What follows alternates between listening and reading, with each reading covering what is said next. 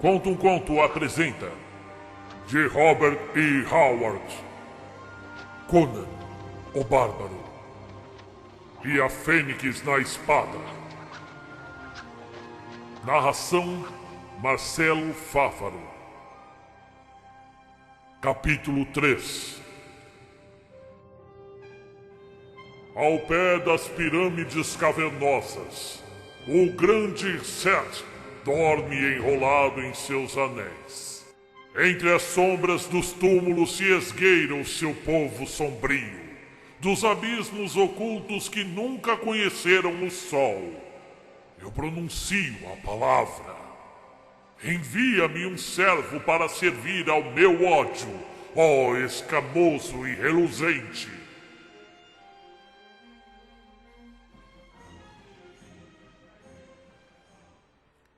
O sol se punha, retocando com breves tons dourados o tom verde e o vago azul da floresta. Os raios enfraquecidos refletiam-se na grossa corrente dourada que Dion de Atalos tossia constantemente em sua mão gorda. Sentado num mar chamejante de flores e arbustos floridos que era o seu jardim. Ele movia o corpo obeso sobre o assento de mármore e olhava furtivamente ao seu redor, como se estivesse procurando um inimigo escondido. Estava sentado num bosque circular de árvores delgadas, cujos galhos entrelaçados lançavam uma sombra espessa sobre ele. Ao alcance da mão, uma fonte tínia prateada e outras fontes, em diversas partes do enorme jardim, sussurravam uma sinfonia ininterrupta.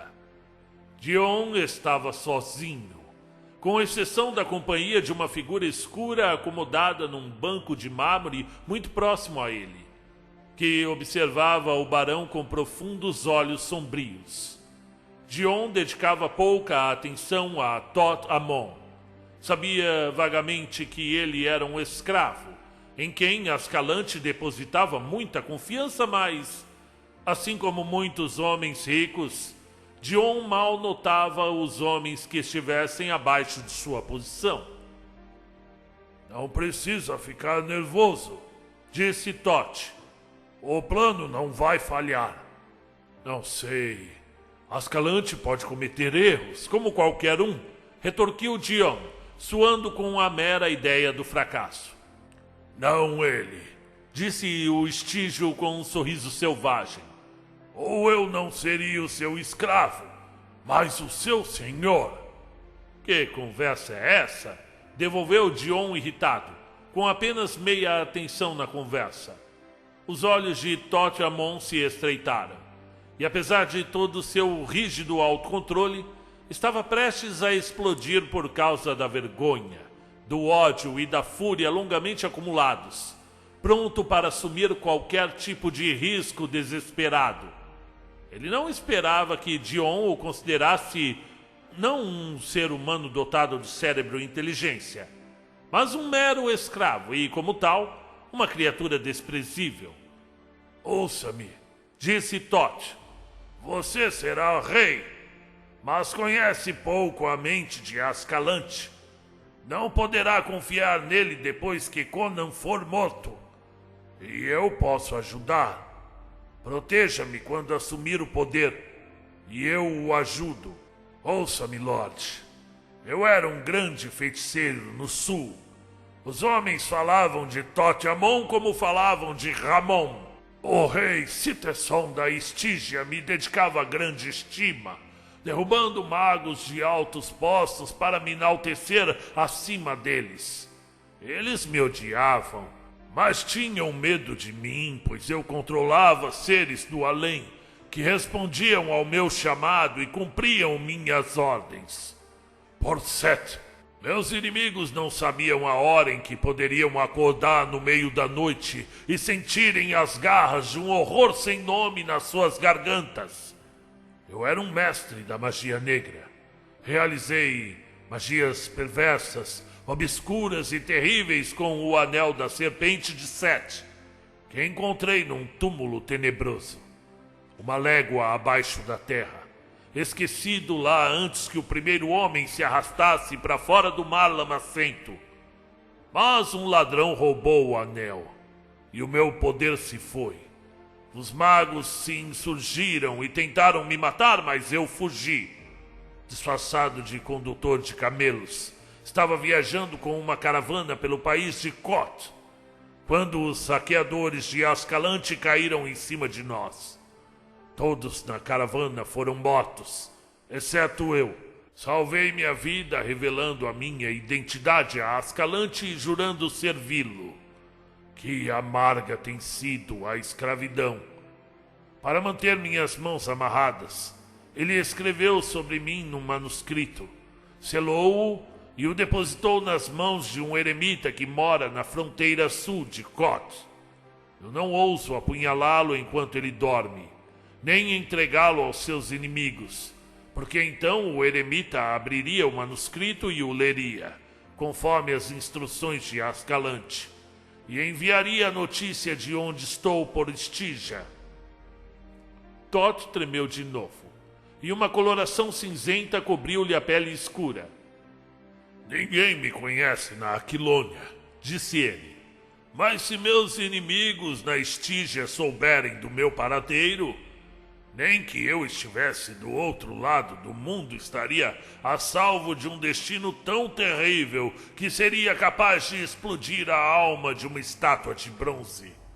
Somente um rei com castelos e exércitos de espadachins pode me proteger. Portanto, contei-lhe meu segredo e insisto que faça um pacto comigo. Posso ajudá-lo com minha sabedoria e você pode me proteger. E no dia em que eu encontrar o anel... Anel? Anel? Tot havia subestimado o absoluto egoísmo do homem. Dion nem ao menos ouvira as palavras do escravo, de tão absorto que estava em seus próprios pensamentos. Mas a última palavra avivou uma agulha em seu egoísmo. Anel? Repetiu ele. Isto me faz lembrar do meu anel da boa sorte. Eu ganhei de um ladrão xemita que jurou tê-lo roubado de um mago do sul e que ele me traria sorte. Paguei caro por ele, Mitra sabe quanto. Pelos deuses, preciso de toda a sorte que puder conseguir nessa situação, em que Volmana e Ascalante me arrastam para as suas conspirações sangrentas. Eu vou procurar o anel. Tot levantou-se de um salto, o sangue subindo-lhe ao rosto, enquanto os olhos queimavam com a fúria pasmada de um homem que percebe de repente a profundidade da estupidez suína de um próprio tolo. Dion não ouvira palavra alguma. Erguendo uma tampa secreta de seu assento de mármore, ele remexeu por alguns momentos num monte de quinquilharias de todos os tipos. Amuletos bárbaros, pedaços de ossos, joias espalhafatosas, objetos de sorte e de encantamento, que a natureza supersticiosa do homem o impulsionara a colecionar. Ah! Aqui está! Ergueu triunfante um anel de feitio estranho. Era de um metal parecido com cobre, na forma de uma serpente escamada, enrolada em 3 anéis, mordendo o próprio rabo. Os olhos eram pedras amarelas que brilhavam maldosamente. Tot Amon gritou como se estivesse sido atingido, e Dion cambaleou ofegante, seu rosto repentinamente pálido. Os olhos do escravo ardiam em fogo, a boca escancarada, as enormes mãos escuras estendidas como garras. O anel! Por Set! O anel! Berrou ele. O meu anel que me foi roubado! O aço reluziu na mão do estígio, e contraindo seus largos ombros escuros, ele enfiou o punhal no corpo gordo do barão.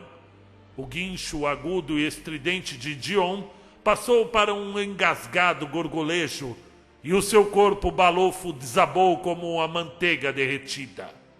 Um tolo até o fim, que morreu enlouquecido de terror, sem saber por quê.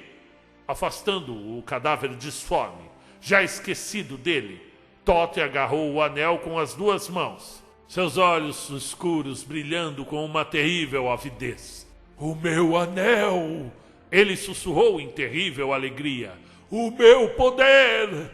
Nem o próprio Estígio saberia dizer quanto tempo ficara curvado sobre aquela coisa maligna, imóvel como uma estátua, absorvendo a aura maléfica do anel através de sua alma. Quando acordou de seu devaneio e afastou sua mente dos abismos soturnos onde ele esteve prescrutando, a lua já subia no céu, lançando longas sombras no encosto de mármore liso do banco do jardim, ao pé do qual estava estendida uma sombra mais escura, que fora o senhor de Atalos. "Finalmente, Ascalante! Acabou!" murmurou o Estígio, e seus olhos arderam vermelhos como os de um vampiro na escuridão. Abaixando-se, ele recolheu um punhado de sangue coagulado da poça pegajosa na qual sua vítima estava estendida e esfregou-o nos olhos da serpente de cobre, até as faíscas amarelas ficarem cobertas por uma máscara rubra. "Segue seus olhos, serpente mística! Segue seus olhos!" entoou ele num sussurro de congelar o sangue. "Fecha seus olhos para a luz da lua e abra-os sobre os golfos mais sombrios. O que vês, ó serpente de Set? A quem chamas desde os abismos da noite? De quem são as sombras que caem sobre a luz enfraquecida? Chama-o para mim, ó serpente de Set!" Acariciando as escamas com um movimento circular e específico de seus dedos, um movimento que sempre voltava ao ponto inicial, sua voz baixava cada vez mais, enquanto sussurrava nomes obscuros e encantamentos sombrios, esquecidos pelo mundo salvo nas soturnas terras do interior da escura Estígia, onde, bem, formas monstruosas se movem nas sombras dos túmulos. E então o ar ao redor do mago começou a se mover, como o redemoinho que acontece na água quando alguma criatura emerge à superfície. Uma lufada de vento abominável e gelado o envolveu brevemente, como se viesse de uma porta aberta. Toth sentiu uma presença atrás de si, mas não se voltou para olhar. Manteve os olhos fixos sobre o espaço de mármore banhado pelo luar, onde o qual pairava uma sombra tênue. E enquanto continuava a sussurrar seus encantamentos, a sombra crescia em tamanho e nitidez, até delinear-se em toda a horripilante definição. Seu contorno não era diferente do que um gigantesco babuíno, mas jamais um babuíno assim andou na terra, nem mesmo na Estígia. Mesmo assim, Toth não olhou, mas tirando de seu cinto uma sandália pertencente ao seu senhor, ele sempre a levava, na tênue esperança de usá-la um dia. Jogou-a atrás de si. "Observe bem esta sandália, escravo do anel!" exclamou. "Encontre e destrua aquele que a usou. Olhe bem nos olhos dele e destrua sua alma antes de estraçalhar sua garganta. Mate-o, sim, num assomo de paixão cega, e a todos que estiverem com ele." Delineado na parede enluarada, Toth viu o horror abaixar sua cabeça disforme e farejar o objeto como um mastim horrendo, e em seguida a horrível cabeça caiu para trás, e a coisa virou-se e desapareceu como um vento entre as árvores. O Estígio jogou os braços para cima, enlouquecido de alegria, e seus dentes e olhos brilharam ao luar. Um soldado, montando guarda fora dos muros, deu um grito de assustado terror quando uma enorme sombra negra, com olhos chamejantes, desprendeu-se da parede e passou por ele, como um redemoinho de vento. Mas ela desapareceu tão rapidamente que o perplexo guerreiro ficou se perguntando se acabara de ter um sonho ou uma alucinação. Fim do capítulo 3. Para ouvir o capítulo 4, inscreva-se, ajude o canal. ele funciona com a sua participação. Até mais.